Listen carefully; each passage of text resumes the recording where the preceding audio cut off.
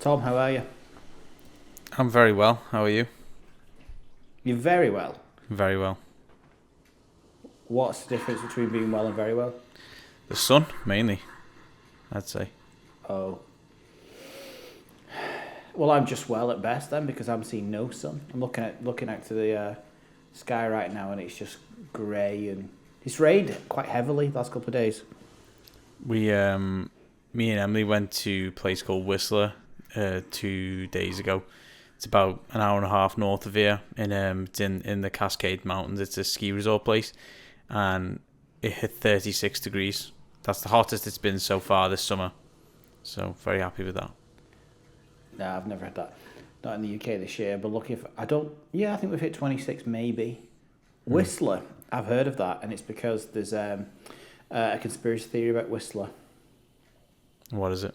But it's like some kind of deep state, kind of underground, kind of all kind of weird stuff that goes on over there. And if you go, there's something called the Y-Files, which is a much more successful podcast YouTube thing than this. So go and watch that. It's way better than this. But anyway, they talk about Whistler. Oh, really? Did they talk about anything to do with the place itself, or just the people who are there? Is it a mountain? There's a mountain there, isn't there? Yeah, there's like Whistler Mountain and Blackcomb Mountain up there. Yeah. Yeah, Whistler. It's Whistler Mountain. Honestly, watch it. Don't watch this. Watch that. It's much better. Yeah, it's all about it in CIA co-ops, things like that. It's funny, really, that things that just kind of, in the day and age we're in now, nothing stays around. Things come on such a high peak in terms of what trends and goes off. Have you heard of the Hot Tui girl? No. Really? No, I've not heard of that. It's like it's going all over the internet right now. I've not heard of that. The Hot Tui girl. Have you ever heard of the Hot Tui girl? Is that like a joke? I've not heard of that. I don't know what it is. No. Honestly, it's all over the internet. And basically, she was this guy was interviewing her like in Nashville or someplace. I don't know, somewhere like that. And then he asked her about how does she like to perform a particular act on a man. And she says, well, you got a hot tui on it. I've not seen that. Is that like on TikTok or something? It's everywhere. It's literally everywhere. She's like got her own merchandise and everything just off this one clip. She's a hot tui girl. She'll forever be known as a hot tui girl off one like 5-second answer. Yeah. So. It's mad. I've not heard that, but I've heard many things like that. It's just that I feel like a lot of these things, they're sort of born on TikTok and then they spread to these other platforms and stuff. And I'm not really someone who uses TikTok too much on my own, but I watch Emily use it quite a lot. And you can see the attention span is so low now when I'm watching her use that. It's just like, you literally get milliseconds to make an impression on someone before they're gone. Onto the next video. And there's been a good few examples of that where I've seen these videos go viral and then people get like a whole following and career off it. Like, have you ever heard of this? There's a Dungeons and Dragons guy who does a thing called Roll for Sandwich, and basically what he does is he has these Dungeon and Dragon dice and he rolls them, and then he has like a sheet of paper that correspond with the dice rolls, and he picks toppings for his sandwich, and it usually ends up in with this terrible sandwich with awful combinations that he eats. And he was big quite a few years ago, and he made like a whole career and has merchandise and a website and does like meetups and stuff based on him rolling a dice for a sandwich. That's it. That's exactly it. Nowadays, it doesn't seem to be about the depth and quality of your content. It's just if it captures people's imagination, and sometimes it's just superficial. What's going to go on your sandwich? Yeah. That's it. That girl, the Hot Tui girl. When we finish, go and have a look for the Hot Tui girl.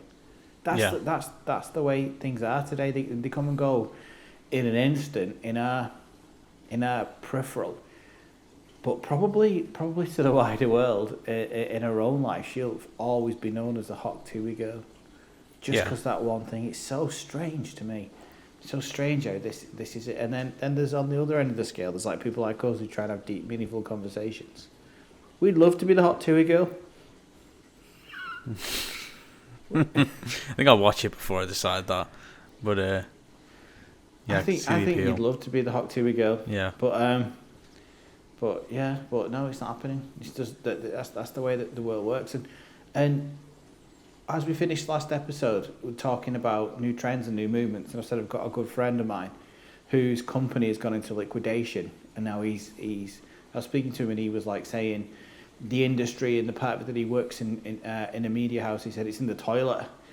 And so it got me thinking about why would it be in the toilet? What's happened, especially if we want to categorise it over a time period, say post-COVID, what's happened to the industry and what's developed over the last couple of years, what could potentially really affect the financial landscape of video production.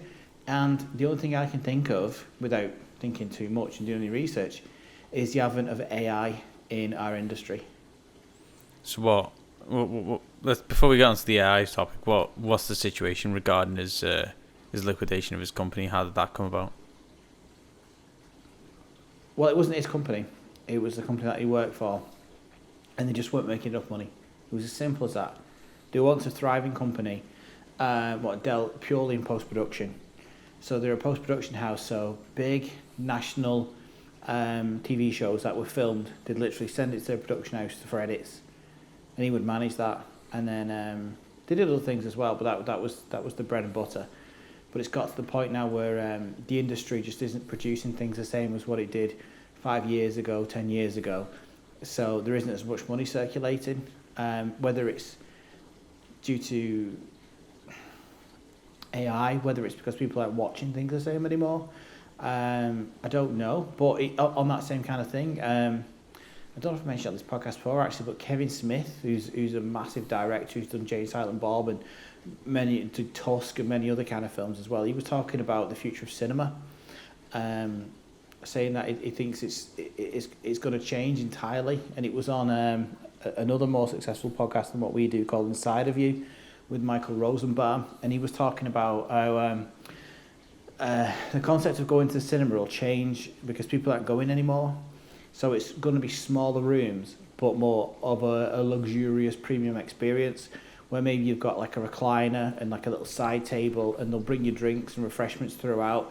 So you'll have to pay more money. So it would be more akin to, say, going to Broadway or the London West End, where the ticket price will be a lot more, but you get a different experience, and that's what the cinema will be. And a lot of people in opposition said, well, if that's the model where they're going, it's not sustainable, because people just won't go and pay $80 for a cinema ticket. Well, you've just described the exact cinema experience we have over here, and I noticed this when I came here from the UK, because the cinema experience that I had at home was much different to what we get here. Here it's more about, like, you get, instead of the seats, you have two sofas together that recline. You can have like a 3-course meal in this cinema, and you can get like the ticket price is a bit more. I think it's like $25 to go and see a film now, whereas at home it's like £12, something like that. So it's definitely geared more towards that. It's a VIP cinema, what it's called, and you have like a bar outside, and they have the chefs and the restaurants and stuff, and it's a much more like luxurious experience than what you get at home. So I can definitely see that manifesting itself right now in the cinema experience. And it's happening already in the UK. The cinema that I go to, it's all recliners now. They don't have the regular kind of folding traditional cinema seat. There's one even close to me, what closed down, that's been reopened. It's owned by a company called Omniplex, an Irish company. They've took over it, and they put recliners in it, and they're going more for this kind of luxury experience. It's not quite to the extreme as what I think it's going to go, but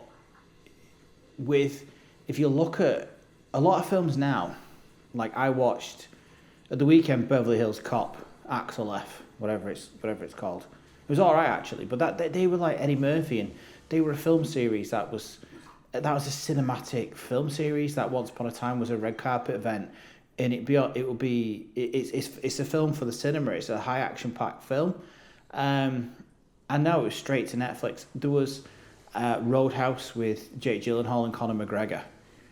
Jake Gyllenhaal's a big A-list Hollywood star. It's a remake with a built-in audience. It's got Conor McGregor, who's the most famous MMA fighter of all time. It's got a lot of ingredients. What we'll see it do well at the box office, but it was made by Amazon, and it was put straight onto Amazon, and it was a film to be streamed, but it's never seen the light of day on the big screen. And now if you've got more and more films and more stars appearing on the likes of Apple and Netflix and Amazon Prime, and less actually a theatrical release, people are more gravitating to it. I can just watch it at home. Yeah, I definitely get that. I'm seeing a lot of my friends and stuff who are building up their own cinema rooms in their own house and stuff and treating it more as a ritual. I think there is something to going into a place, turning your phone off, getting some food and watching things is like a social experience. As I don't know if you see this with the people that are around you and with yourself as well. You sort of half watch content now with your phone out and you're doing something else. You got to have two things going at the same time. So I do still try to get into the cinema and try and go just to sit back and take in a piece of media without having a secondary source on all the time. Do you find yourself doing that, like just sitting there scrolling and doing work stuff at the same time? Yeah, there's a label for it, and it's called the dual screen generation. And the dual screen generation is that we no longer just look at a screen, we look at two. So, I don't know, for example, hypothetically, if me and you were sat watching a film right now in like a living room, sitting room kind of thing, and we're like, what's that guy being in? What is he doing? Honestly, it's just said it'd be crazy. Well, no, I recognise him, but I can't think where I'm going to recognise him from. Well, you'll just get out your phone, you'll go on IMDb, you'll go on something else, and you'll find, oh, yeah, he was in that other film, wasn't he? Yeah, I got it now, yeah, that's who he is. You do that, you look at something else, you're not fully immersed and engaged in what you're watching because you've always got this second screen with you. I've always wondered why,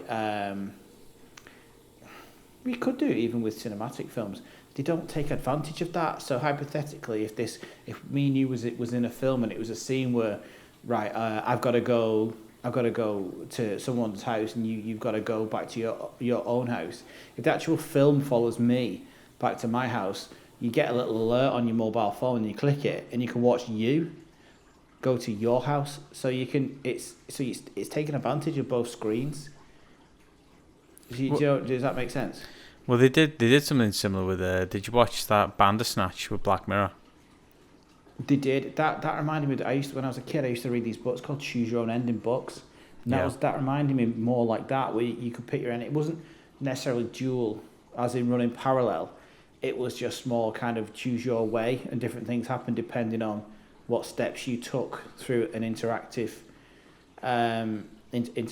piece of media, which was interesting and novel and good. But a lot of things in technology and film, they come around and they're not sustainable, like 3D. Who like there was a thing where people are buying 3D TVs. Who sits at home now with 3D glasses on and watches a 3D movie? It's done. Yeah, it's a bit more of a gimmick, isn't it?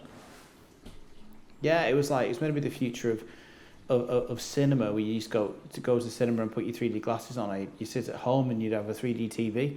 I think my TVs are 3D. I don't even know. I don't even know it. I don't even see it. No one even talks about it anymore. There's a lot of things that come and go, but I can also imagine that in the future, speaking to somebody from future generations, talking about the cinema like it's something that's long gone, and them not understanding it. So it's very much like, what? So you used to sit in a big room full of strangers? Yeah. You used to sit next to a stranger? Well, yeah. That's a bit weird, isn't it? What happens if you needed to go to the toilet, or if you needed to go to the bathroom? How does that work? Because you just go. But you're going to miss a little bit of the film. Well, yeah. But if I watch it at home, I can sit with people who I want to sit with and I can pause it so I'm not going to miss any of it. I can rewind it if I need to. You can't do that in this collective kind of viewing experience, can you? And it's like, well, no. But that was kind of the ins and outs of going to the cinema. It's like, how would you sit in a dark room with a bunch of strangers? Yeah, I can see it being a bit of an alien concept and stuff. And I do think it's sad that it's going away, that it's trending towards something different, towards more passive viewing where you're not really sort of engaged as much as you used to be in the content. I used to really enjoy going to the cinema with friends, and it was something I did on quite a regular basis. But I did notice as the years went by, less and less people were in there, less and less busy cinemas, less of a ritual and routine around it, and more just people watching stuff at home and streaming stuff at home. And I do think that is a bit of a shame for content, and it makes us sort of have to work harder as filmmakers and as people who are creating this content to keep people engaged. You've got to change the way that you work and that you frame your shots and the way that you compose your edits and the distribution methods that you use. And there's a lot of different things that you've got to take into account and try and keep up with a lot of these trends that are on these short form platforms. I think there's I used to watch a particular kind of film, whether it was a Star Wars or whatever, and I used to think this is a cinema film. That's how I used to describe it. This is a film for the cinema. This is a film for the big screen with your surround sound. This is to immerse yourself into this world what George Lucas, whoever's created. It's a cinematic piece. It's you're not going to get the same experience watching at home, even if you've got a big screen and even if you've got surround sound. It's not the same environment. And there's certain films when they come out, I really want to see them at the cinema because they're a showpiece. And that's my relationship with the cinema. I still enjoy going, and I agree with you. It's sad that it could be trending away, but I also think another factor is that a lot of people don't have any money. And they don't have that, like the cinema was almost like a low price form of entertainment where it wouldn't cost you that much and it was affordable for the working class. But we have to be realistic, and in times where people haven't got much money, then if they've got, say, a family of four, and it's like, like you said, it's about 12, 15 a ticket, it mounts up for four of you. And then if you want to get your popcorn, your drinks, and whatever else it might be, you're spending quite a lot of money just on going to the cinema when, hypothetically, you could watch the same film for free in your sitting room. Yeah, I agree with that. It's definitely...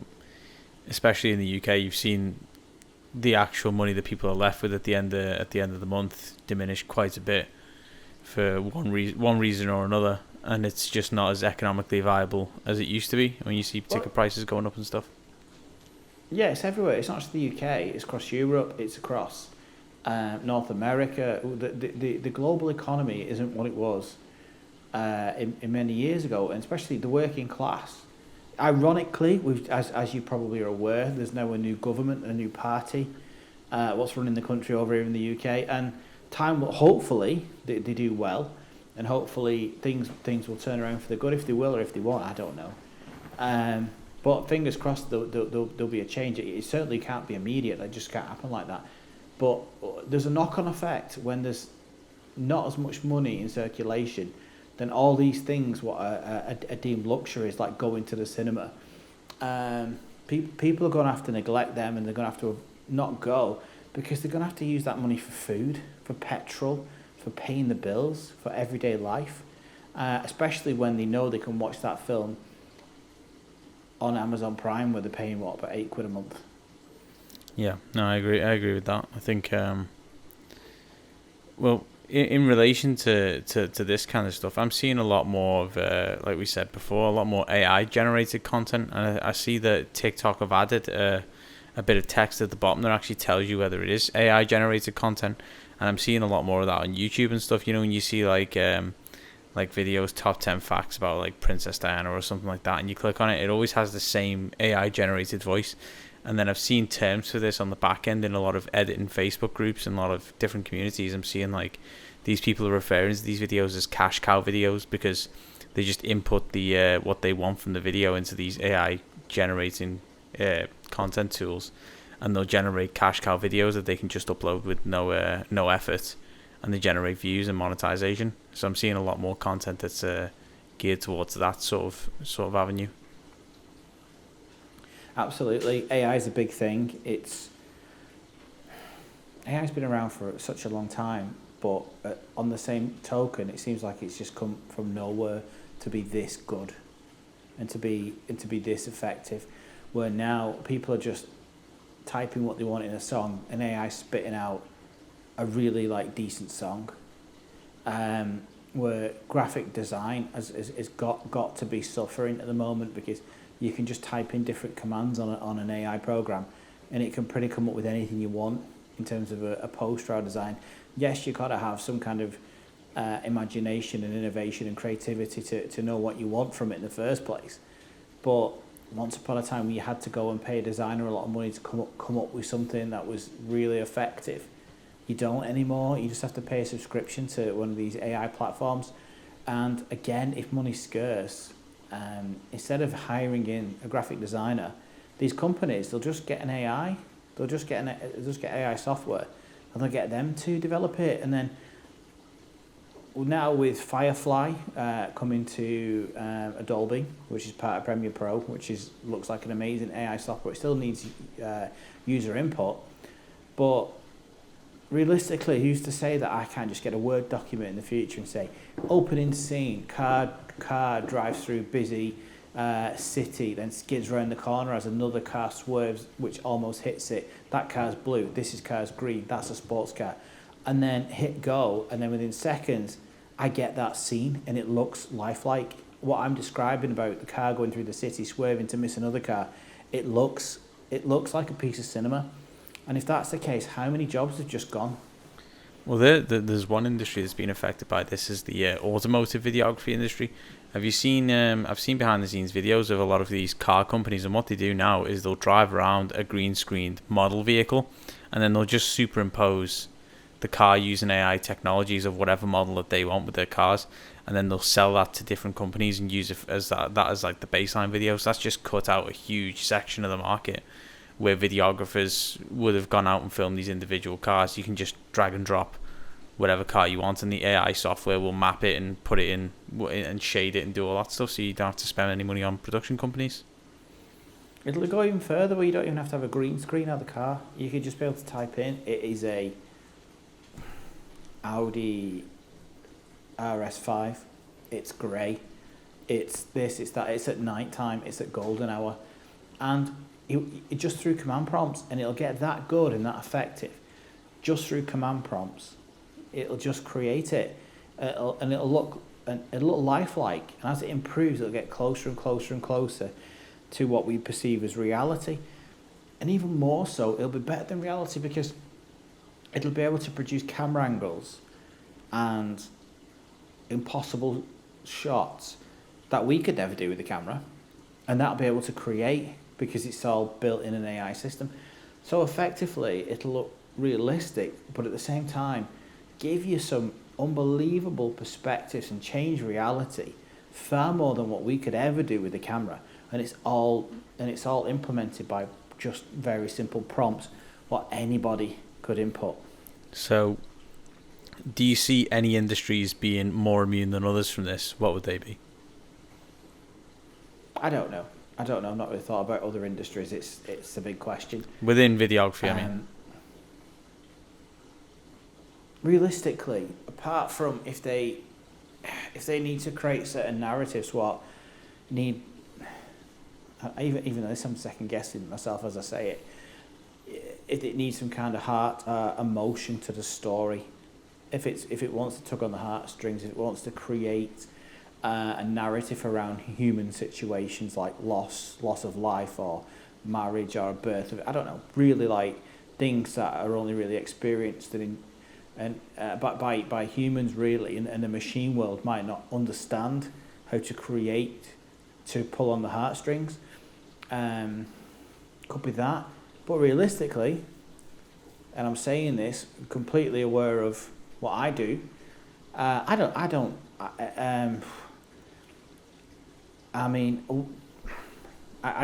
see where it can't improve on everything.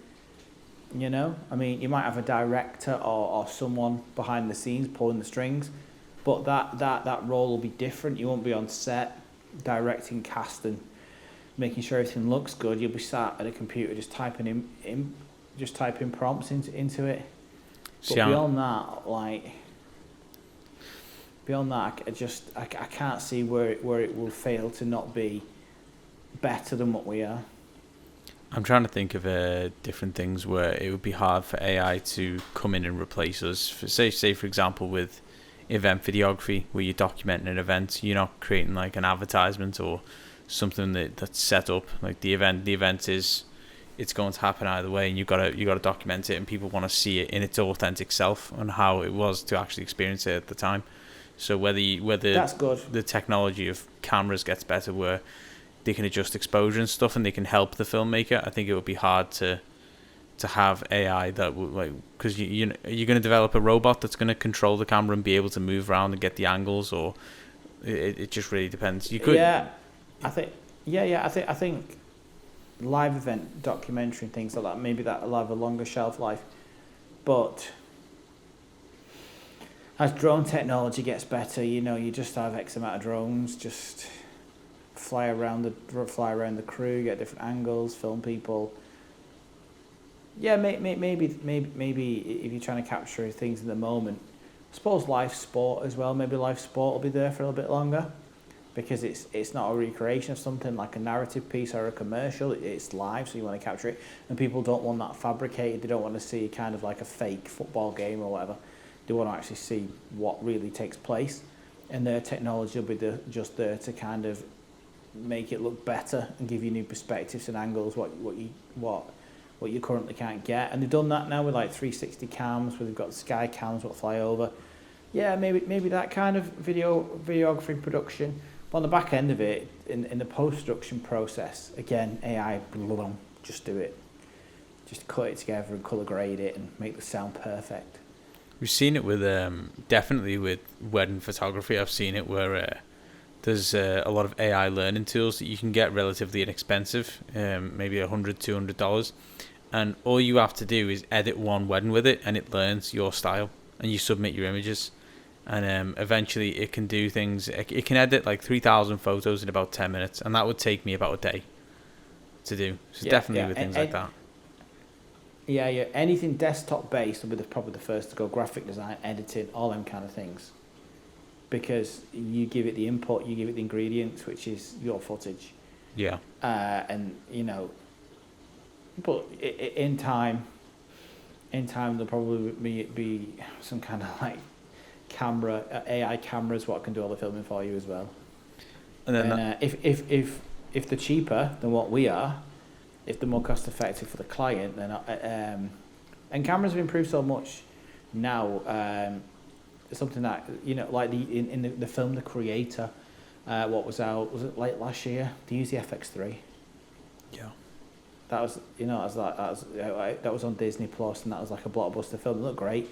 They used the FX3, and Gareth Davis, is it? Gareth Edwards, maybe the director.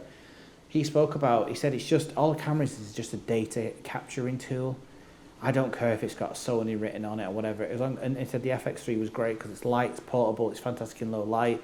They put the Atmos recorder on it so they could record in 12-bit ProRes, and they said that's good enough. And they made this kind of like the Creator rig where it was like a gimbal, but instead of the gimbal like vertical, they had it horizontal and they put it on a shoulder mount so you could run around, but the gimbal head. Imagine you just get your gimbal and you're like flat. Yeah, I know what you mean. Then they put it on a shoulder rig so it's still smooth. And he's a director who likes to get involved and operate the camera as well. So cameras these days, so you pair that up with the great, you pair like an FX3, which is a small camera, with a great AI system, and then people will have cinematic weddings and other things, and they'll just put it into their AI generator edit. They'll edit it. So like really, it's like, what is the need for a wedding videographer? Well, you'd need someone to operate the camera. Not necessarily. If you've got cameras what have got AI built in, the camera knows what to do. The camera knows what shots to get. The camera knows audio. He knows what's going on. He doesn't need it in, the camera just does it all. I don't know what you mean though with say for example you go on a couple shoot and you walk around like a forest or something to get some shots. How would it do that? Well, easy. It just knows what to do. It just knows it uses a drone, just follows them around. Just gets the right angles. Okay. It can do voice prompts. It can do anything. It can just and it doesn't need. Then it sends the footage from the drone, whatever, to like a computer program. What's this? Somewhere, and then boom, boom, cuts it all together. And also as well, they have the full wedding video the next day, or later that day, because it can edit at an alarming rate. So the turnaround is not 2-3 weeks, whatever it is now. It's pretty instantaneous. Yeah, it's hours. So, it's probably not hours. It's probably literally it's probably minutes. It's probably as soon as the footage. It's probably as soon as it's collected all the data footage that it needs. It probably can assemble it in minutes. So the question, it's just obsolete. For me, I'm seeing there's two questions that I would have about that. The first one would be, how long would it be until we get to a point where you could have technology like that, where you wouldn't need some kind of human interference? Say for example, the edit's not quite right and he's tweaking, just the end. There's some things that aren't quite right, you know what I mean, where you wouldn't need that.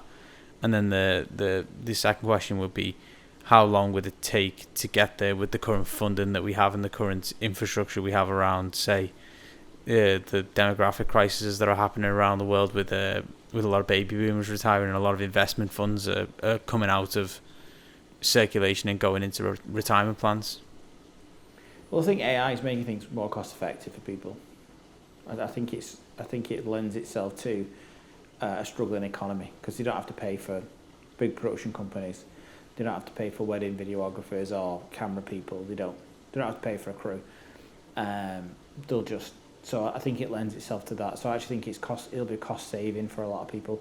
How long is it going to take us to get there? Well, there's going to be different levels on it. The first level is going to be the people in the know, and I believe what will happen is in the next 5 years is, like to me and you will be using it. We'll be using it to edit for us, and we'll be using it to do other things for us, and it'll be classed as a tool for what we do. But in time, when it filters through down to the mainstream and at a very consumer level, then they'll be like, well, why are we paying somebody else to do it? We can just do it. Because it's just inputs and prompts. So 7 years, and I'm being generous, it's probably going to be here. I mean, there's always accelerators as well, and you don't know when an accelerator is coming, where if you're plotting it, when you're predicting things, you're plotting it on like a steady course of where, it's a predicted kind of trajectory based off where things have been. But every now and then there's an accelerator where something happens, what can allow that to arrive quicker. AI itself is an accelerator.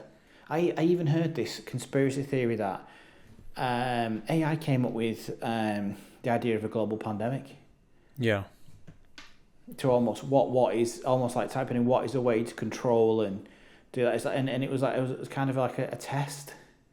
And I've heard that people talk about how these different divisions are in the world, where people are always arguing and they're quite tribal about things, and these new things are interjected into the zeitgeist of the world.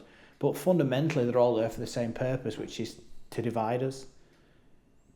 So it's like now, like I see some divide in men versus women, and I really wish there wasn't. So I see things purposely. Got to be careful right now because I do feel differently. But like you got the trans movement. I'm not saying it's not real. I believe it is. I know I've worked with somebody who is transitioned, and they're a really great person. But it's a very topical what a lot of media have jumped onto, and it's caused a lot of division and distraction.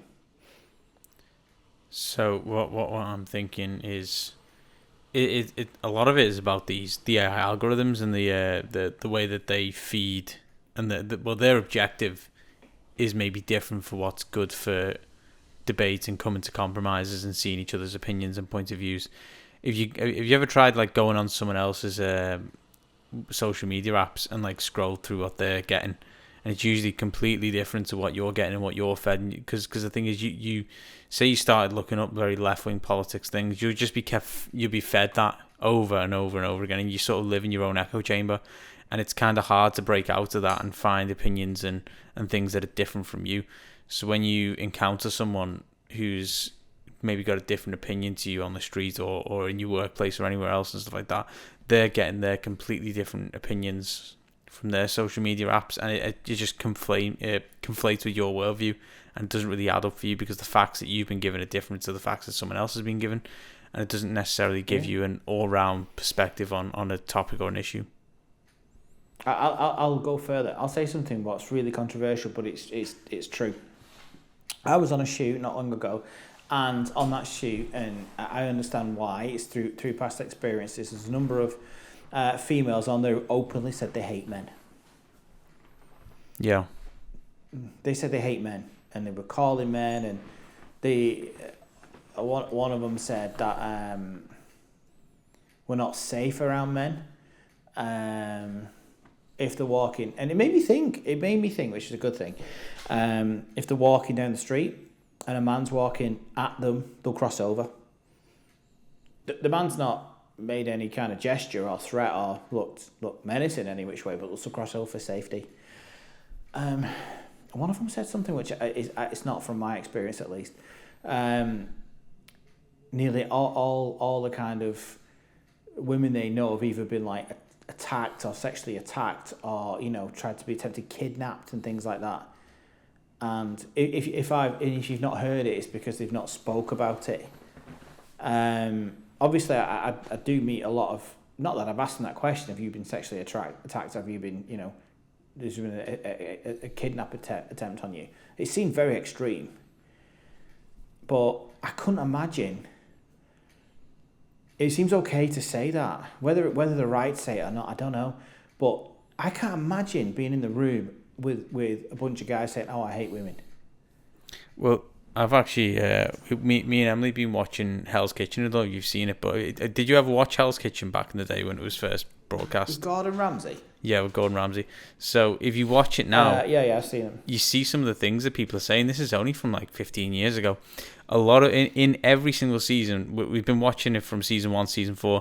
There's always like 2 or 3 men on the men's team, and they say like, "I'm not losing to girls. I hate women," like stuff like that. And it's just sort of openly said on the program, and it's sort of weird that we've sort of seen a reversal of that, rather than both things being quite bad to say.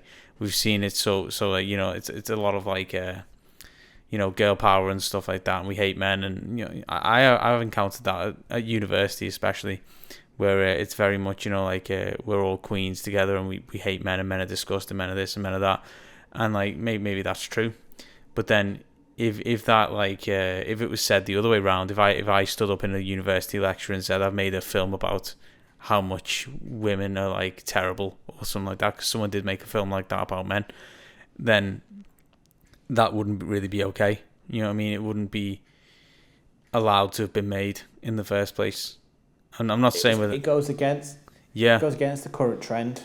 Yeah, so it's not like we've got a moral absolute. It's like we've just gone the other way, if that makes sense. Yeah, it's a pendulum, and we swing, like, and you want to be as central as you can, not up here where it's sexist towards men, or up here where it's sexist towards women. You want to be where everyone's treated equal and the same, genuinely the same. I'm not saying they don't have a point. Maybe they do. I don't know what their experiences are. I'm not going to question that.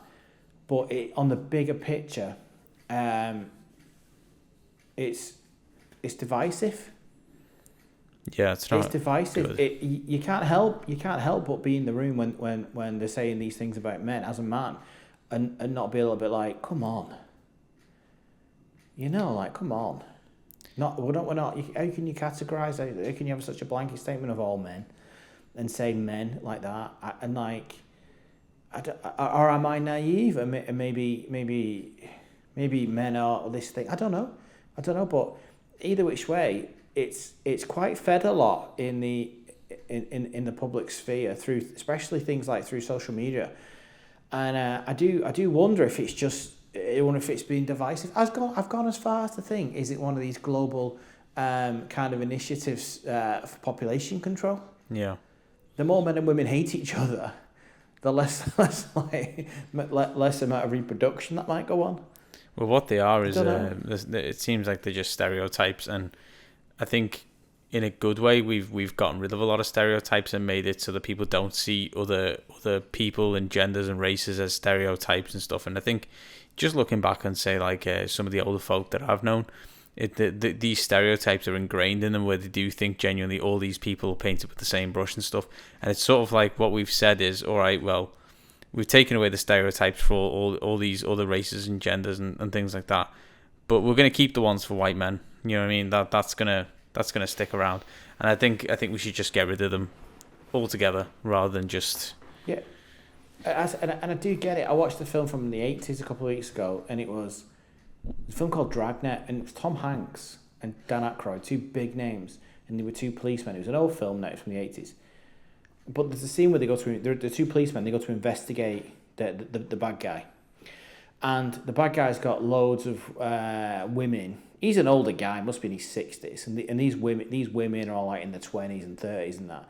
And they're all around the pool and all wearing bikinis, and then, loads of close-ups on the bikini shots and things like that. And Dan Aykroyd and they're just total trophies. These women, they're not given any kind of platform at all. But you are an object to win, and they're objectified. And the only way that you're rated is how good you look. It's all about aesthetic and physical appearance. That's it. And it's a really bad message. And at the time, the film was very much geared towards men. Hey, look at these pretty girls, kind of thing. And that was the message that was being driven home by this film. And when you watch it by today's standards, you watch it by like, oh God, and you see it, you do see it. So it just makes me wonder, like, in 10 years, 20 years time, what are we going to look at from 2024 and think, oh God, is it going to be men? Is it going to be reversed? And like, we're a little bit harsh there. You know, are people taking shots at us because they can? It's an interesting one, and you sort of like, even from say 10 years ago, you feel very sort of scared to air any kind of opinions because it's not going to be perceived to be, you know, the right thing to say. But it's sort of like, for me, I am talking from a genuine position of like, I want to learn and I want to understand what the mindset is and how people are thinking and stuff. I don't want to just like dismiss, like, say for example, trans people wanting certain pronouns to be used and stuff. I'm not just trying to dismiss things like that. I'm curious to why this one's being used and why not, and why you would get upset if someone says the wrong thing and things like that. You know what I mean? So it is like an inquisitive viewpoint that I take. Yeah, absolutely. I'm the same. I don't have an issue. Why would I have an issue with somebody wanting to be a certain way? It's nothing to do with me. I don't have an issue with it at all. I work with somebody on a campaign who transitioned from female to male, and I spent some time with them, and they're in I'll tell you, like, you won't mind. It's called Jackson, and Jackson was a great guy. I'm gonna say guy because that's what he is now. Great guy, very open. Any kind of questions that I wanted to ask, answered my questions. Didn't make me feel stupid. Didn't make me feel intrusive or invasive. Was really, really good, and explained a lot of, and that was really interesting because I got it from an individual who actually been through it. So I got a personal experience. I didn't get a third party experience giving their opinion on why people should or shouldn't. Just as in the past where people have had major issues with homosexualities, and they've gone in the past where the straight guys have gone and beaten up somebody just for being homosexual. It's like how sad. You're beating somebody up for, what's it got to do with you? You know, and there's a lot of similar characteristics going on with trans and things like that. But I do think at the same time, though, unfortunately for genuine people, there are people out there, like with everything, not just with trans, that will abuse it and will abuse movements. Yeah, and take it to its extreme and stuff, and then that's when it loses its appeal to a lot of people, where it's like, well, it's too far. You know what I mean? There is a common ground, and I think that is the game of life. It's compromise with a lot of people. You're not going to agree with everyone because everyone comes from different places and has different experiences. So what is the compromise that you can come to between people? I think there's always going to be different flavours of personalities in humans. And honestly, the crux of the matter is, I don't care. I don't care if someone's, heterosexual or homosexual or transitioning or whatever. I'm more about just let people be themselves. Let them find happiness, and do what they want. It's absolutely nothing to do with me if that guy is into guys. It's nothing. Why would it be anything? Why would it be my business? To me, it's ridiculous for me to even have an opinion on it because it's nothing to do with me at all. But people do, and they latch onto it. And I do think those stories where somebody then claimed to be trans just so they could get put into a female prison rather than a male prison. And it was in Scotland or something. There was Nicola Sturgeon, the former Scottish MP. She ended up losing a job over it.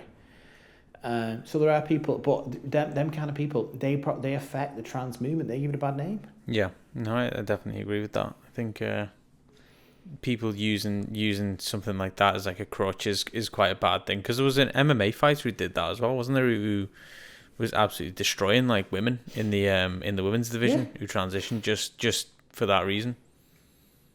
And there was a swimmer as well, and it was a swimmer who was ranked 100 and something. I don't know, ranked really, really far down the pecking order. Then transitioned from being male to female. So when was competing in the female competition, Olympics, whatever, and was dominating it because obviously they've got the attributes of a man.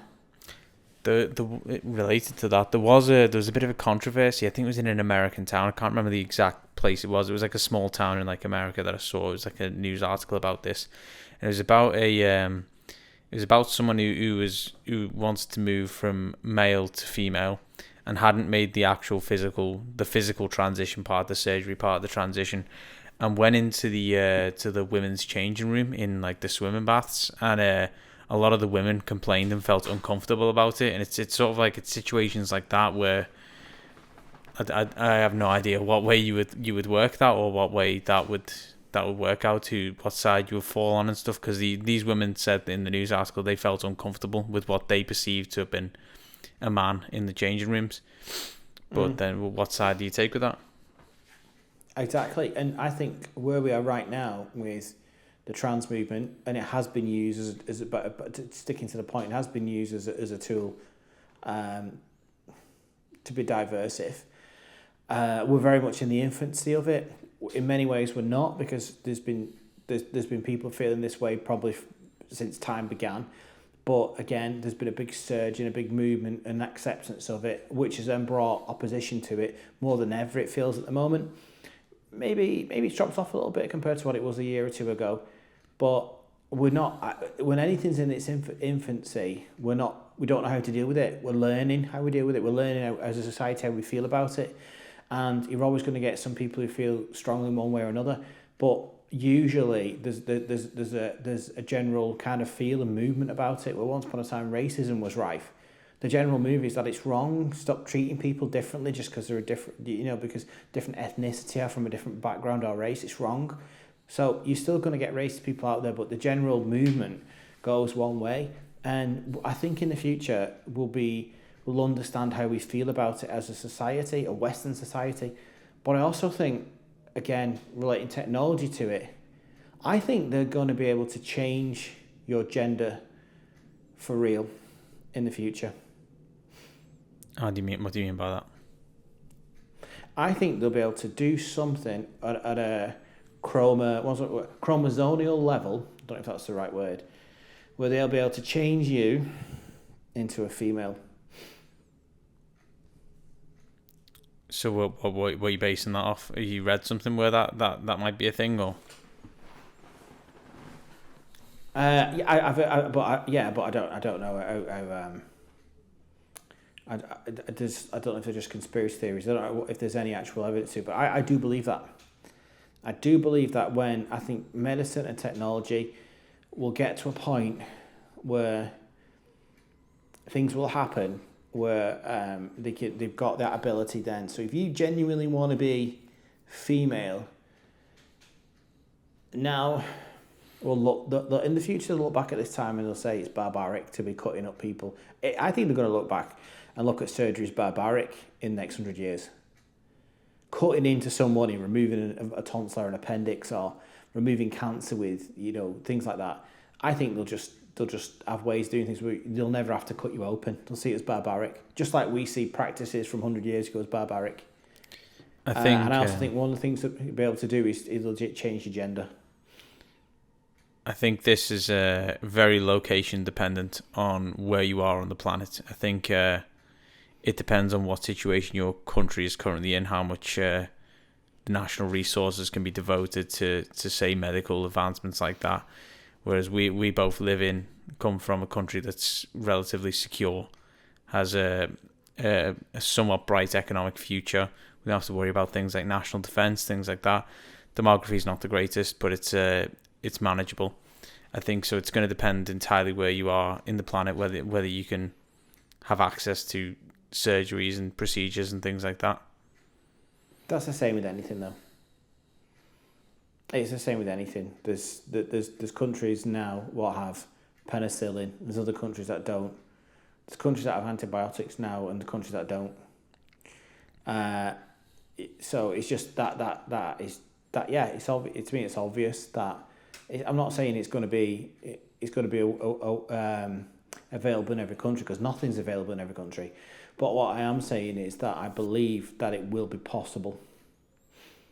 And you might think, like, where's he getting this from? But I just do. I just think that they'll be able to do it. I think they'll be able to, especially already there's kind of there's the kind of like conspiracy but is it even a conspiracy anymore? Have you heard about where they can choose the gender of your baby before it's born? No, I've not looked into that. I don't know if it's legal, but yeah. So say for example, if you're a family and you're exceptionally wealthy and you've got all boys, and you want a girl, they can do it. So they can make sure that the fertilized egg is going to be a girl. Well, that's interesting. I bet you. But the question that I would ask is, I know you're saying it's possible. When do you think it could be possible at scale for the average person? Or do you think this is just something that's very unique and very specific to the wealthy elites who can access it? Well, everything is. To me, everything is. One, I never said it is possible. I said I believe it will be possible. But everything is just about, it's about the same, doesn't it? You can substitute changing genders via medical and technology or replace it with anything. It's all about the same thing. You know, and any kind of medical procedure, any kind of advancement is different from country to country, especially if there's more money in that country. So, and also as well, if you want to look at it on a global scale, there's other factors that'll come into it as well, like religion. Yeah, where people will oppose what's right it. And what's wrong. Yeah, there's other things that'll come into play, but from a kind of, will it be possible? I can believe that it will be possible that they can actually do that. I also believe that they'll start, it's playing God in to a degree, but things like, say for example in your family, if there's a history of a particular kind of life-threatening condition or illness, that they'll be able to get that embryo and program it so it deletes that possibility of, say, whatever it is, there's a hereditary risk of. Dementia's a big one, something like that. Well, dementia's not hereditary. Oh, we were told it is. No, ironically, I listened to, I don't know his name, but he did a podcast with Rogan last week, and he's an expert on Alzheimer's and dementia, and he went through it all, and he was debunking different things. I can't remember his name. It was only from last week, and I only heard it when I was doing jobs last week. And he said it's not hereditary, because a lot of people think it is, it's not. And he said it's on the increase. And these are things that they said what's potentially elevated it. One was they've linked it back to pesticides and herbicides, what are sprayed on your fruit and veg, getting into your body and causing problems. The other one he said is the air pollution and air quality. And if you live in a place where there's probably less foliage, less trees, less green, so you've got less oxygen, like in a city, but you've got more pollution from exhaust fumes, etc. And even said that they've spotted with brake dust.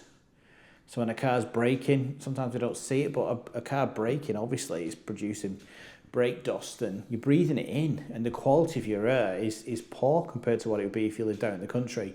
And that potentially is having an effect on your brain and dementia. They also discussed that they believe there's going to be, where there's type A and type B diabetes, there's going to be a type C. And what would be the difference with that? It didn't go into too much detail about that, but he also said, like, I think it was dementia or Alzheimer's, one of the other, because it looks very much like diabetes of the brain, the way it works. So I was on Rogan last week, so yeah, it's but yeah, all these different again, we're like relating it back to, because we've gone kind of on a bizarre tangent today, but it's all good. Relating it back, technology is equally good and bad, really, and to the videographers, DOPs, people working in film industries, TV, freelancers, etc. The landscape inevitably is going to change when something big comes along like AI. It's just about staying ahead of the curve and adapting to it when it comes. Yeah, maybe, I don't know. There has been industries in the past what have completely been wiped out by technological movements. What don't no longer exist. They're completely gone, and maybe on a depressing note, maybe camera production we'll call it his umbrella statement, maybe that's also under threat as well. I think if it does end up going that way, it'll end up going the way of the horse and the cart, where it's only really a gimmick for people who've got the money and the time to go for authenticity. Yeah, maybe some people would like to have or maybe it'll take years and AI will just keep getting it wrong. Well, let's hope we're long dead before it becomes better than us. That's what I hope for. Yeah. I don't know. I don't see it, but I don't know where we can adapt. It's going to take some time because people have to get to grips with it and use it. It's just a weird thing, isn't it? That like we seem as humans to constantly push and develop things what eradicate us. We're like our own worst enemy. Yeah. Well, speaking of being our own worst enemy, what have you got planned for this week? I am editing. That's a bit of a strange link. I'm editing a lot. I shot a whole documentary last week, and it has to be a feature documentary, and it was a lot of filming.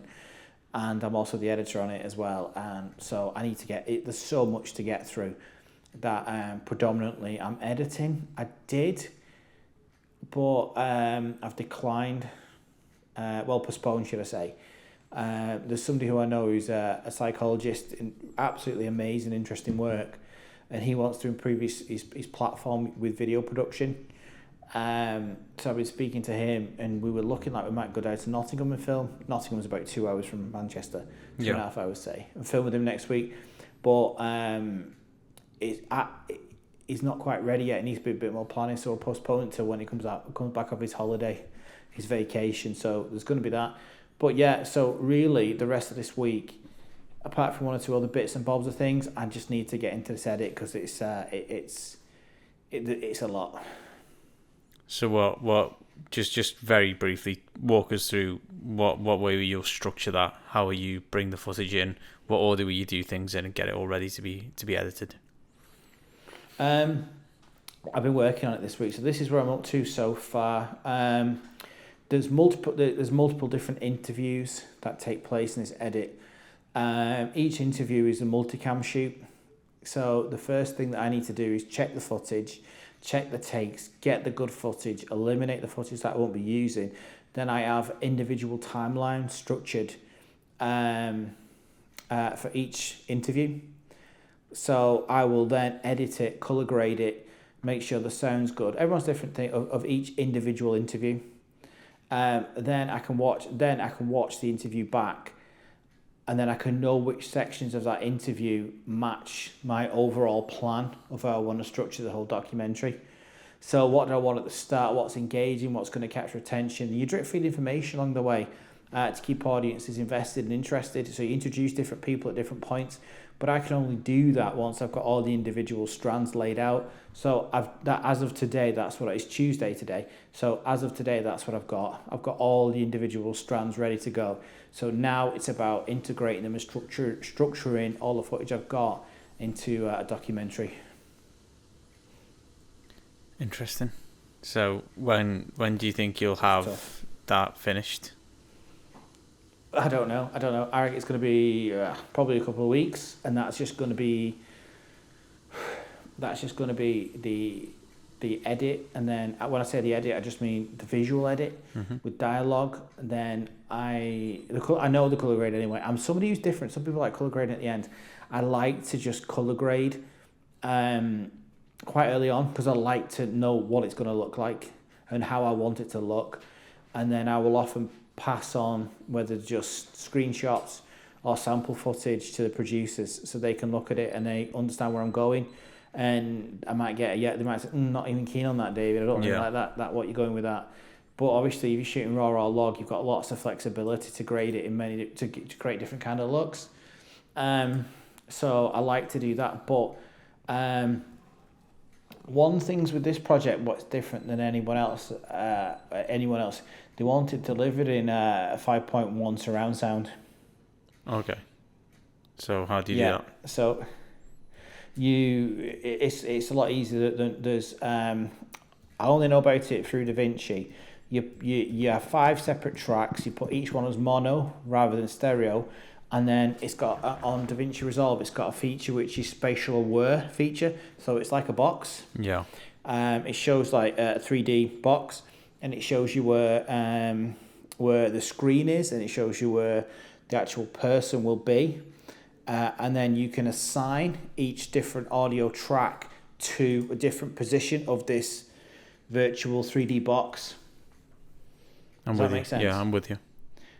Yeah, so you split it up. So, for example, if I want, personally, I don't think this requires that.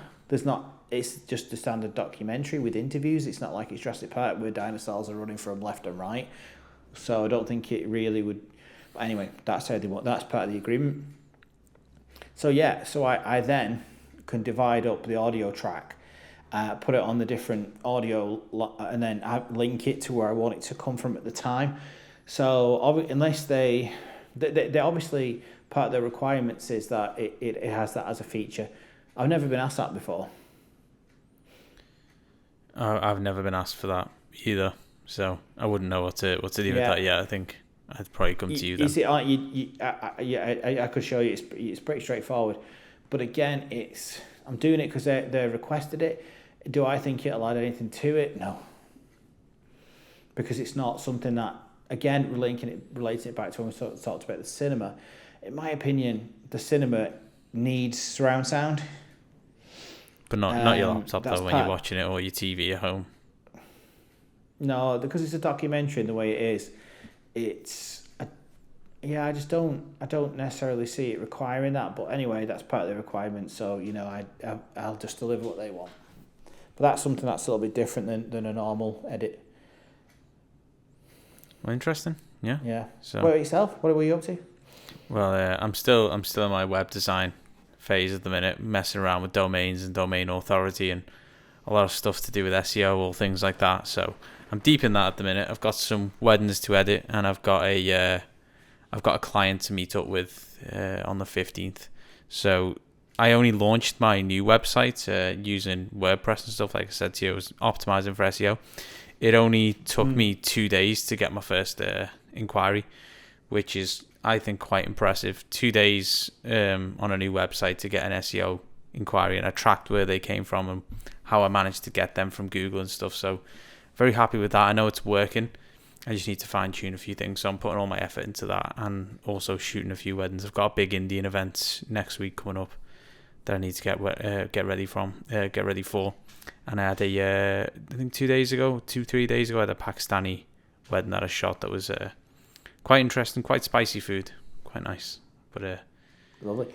How do you deal with, say, for example, like this week I'm not going out filming, it's editing all day every day, so I'm very stationary. I went to the gym today, believe it or not, but apart from that, I'm not going out filming, so my human interaction is a lot less, massively decreased compared to what it would be if I'm out filming. How do you enjoy the kind of sultry environment of editing, or do you dislike it, or do you feel you have to break it up? How are you with it? I like the idea of being on my own editing and just being boxed off, but then the reality is very different. I find I've done a lot more editing in the past couple of years than I used to do, and it can be quite a lonely existence. I think it is good to speak to other people who are like-minded and you can speak to about this stuff and about your work, because it's different from being on set when you're with other people and you can discuss the work that you're doing and the challenges and stuff. And I think the most important thing is physical exercise during the day.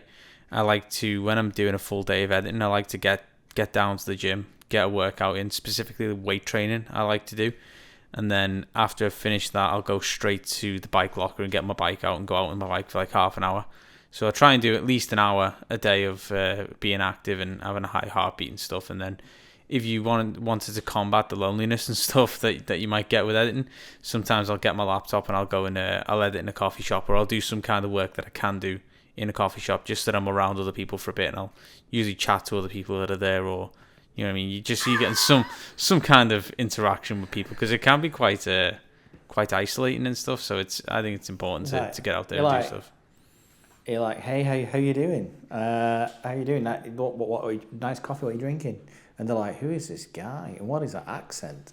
You know what I find if I'm just sitting there, it doesn't happen all the time, but if I'm just sitting there and people in Vancouver sit next to you and stuff when you're on the table, a lot of people just ask me what I'm doing. You know, like when I'm editing or something, or I'm editing a wedding, or real estate stuff, people just say, "Oh, what's that? That looks cool." And then I just end up talking to people about the work, because I find people are interested in what we do. It's I'm sort of wrapped up in this world all the time, and I'm around it all the time, but I always forget. For other people, it's quite unique and it's quite different to what they're used to. I suppose it is, yeah. Yeah, I think in a perfect week, I'd have it mixed up, where I would spend some time where I'm just kind of at myself with myself editing, because I do like it when it's not. It's like everything's good in moderation, but I also really enjoy being on sets and getting out there filming and doing that kind of thing. If I was doing that all day, every day it would get a lot, because I find getting out filming to be quite a lot.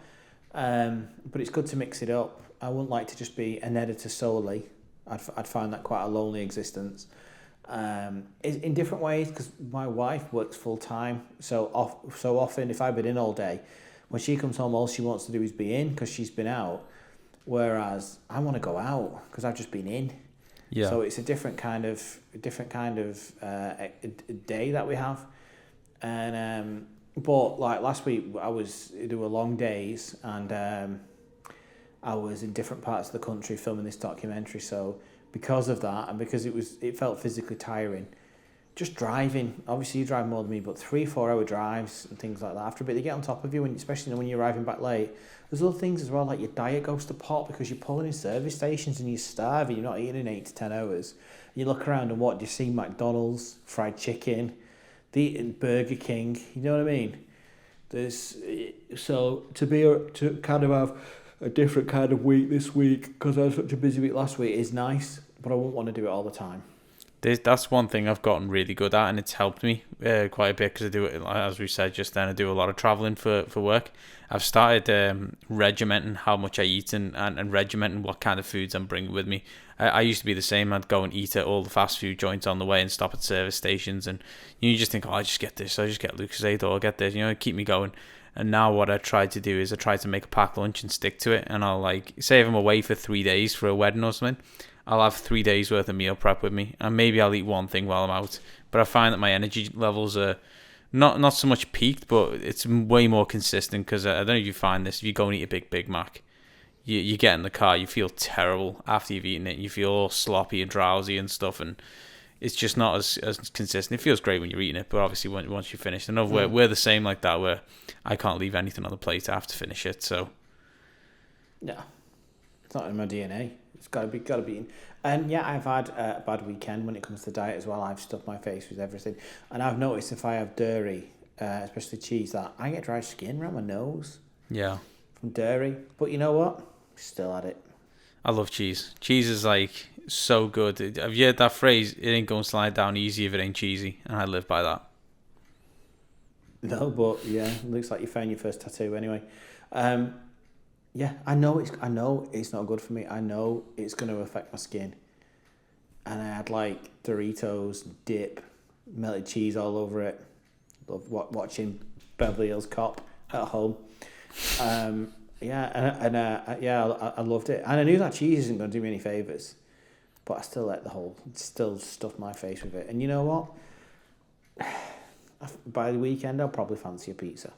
The best kind of meal is the one where you have to go and take a shower when you're finished, because you're that overwhelmed by it.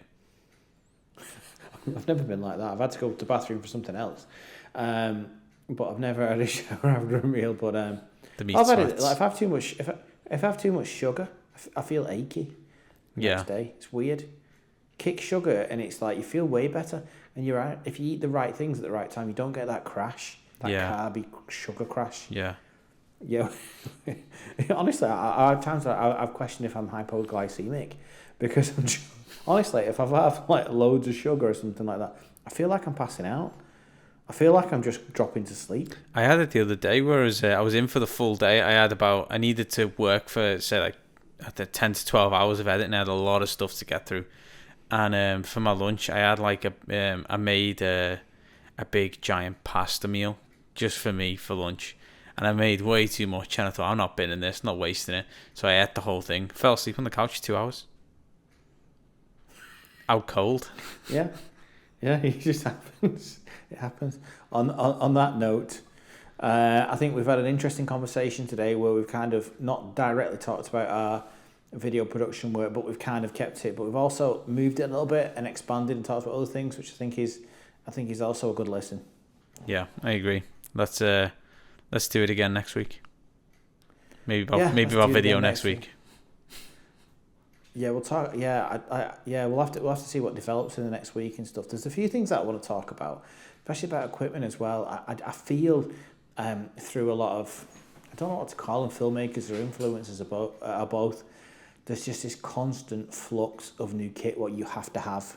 Yeah, the new toy. You have to have this new kit. The new thing that's going to change the game. You have to have it. Yeah, and if you don't, you're like, oh my god, my work's going to be absolutely terrible because I don't have this kind of like, this new kind of focus pull or whatever it is, and it costs £500, but I need to get it. It's like I just feel that the market's saturated with that, and we spoke about it a little bit before, but I think we should look at what some of the things and they're not directly telling us to have it, but at the same time, by promoting it, obviously that's their job. Their job is to promote it because they're getting paid by companies to do just that. I agree. I think there's quite a few things we can talk about there. We're both guilty of it, so yeah, let's do that. Yeah, I've been better lately, but yeah. Let's meet up and do that next week. It's been nice to speak. I'll see you next week. See you next week, Tom.